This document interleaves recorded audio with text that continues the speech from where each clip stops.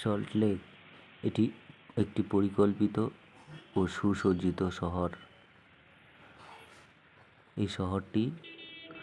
এই শহরের পরিকল্পনা করেন পশ্চিমবঙ্গের প্রাক্তন মুখ্যমন্ত্রী ডক্টর বিধানচন্দ্র রায়।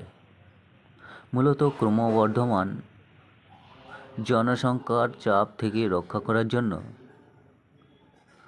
কলকাতার মতোই একটি সমান্তরাল শহরের পরিকল্পনা করেন। এই শহর একটি অত্যন্ত সুন্দর, সুসজ্জিত ও সবুজে ঘেরা শহর। শহরটি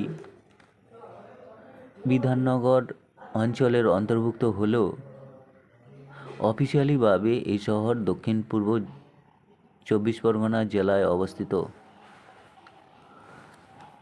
এই শহরটির পরিকল্পনা করা হয় 1958 সাল থেকে 1965 সালের মধ্যে। সল্টলেক শহরটি ভূমি পুনরুদ্ধার দ্বারা গঠিত হয়। শহরটি কলকাতার দক্ষিণ পূর্ব দিকে অবস্থিত।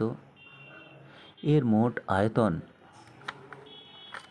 55.51 স্কয়ার কিলোমিটার।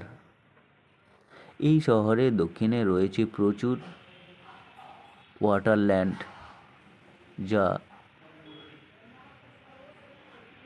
পুরো কলকাতা বাস্তুতন্ত্রকে রক্ষা করেছে। সল্টলেক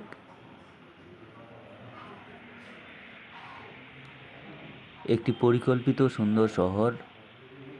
এর সেক্টর 5 কমার্শিয়াল সেক্টর এবং আইটি হাব নামে পরিচিত। এখানে প্রচুর শিক্ষা প্রতিষ্ঠান এবং প্রযুক্তি কেন্দ্র রয়েছে, যা প্রচুর মানুষের কর্মসংস্থানের কেন্দ্রবিন্দু। শহরটি একটি মনোরম, সুন্দর দেখতে, যা প্রচুর বিদেশি পর্যটকদের আকর্ষণ করে। সম্প্রতি এখানে মেট্রো রেলের সূচনা করা হয়। এছাড়া এই শহরে রয়েছে প্রচুর ফ্লাইওভার, যা পরিবহন ব্যবস্থাকে সহজ ও মসৃণ করেছে।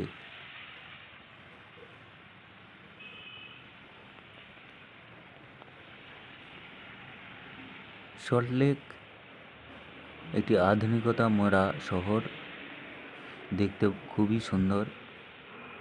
এছাড়া এখানে রয়েছে বিশ্বের দ্বিতীয় বৃহত্তম ফুটবল স্টেডিয়াম। এখানে প্রচুর জাতীয় এবং আন্তর্জাতিক মানের ফুটবল প্রতিযোগিতা অনুষ্ঠিত হয়।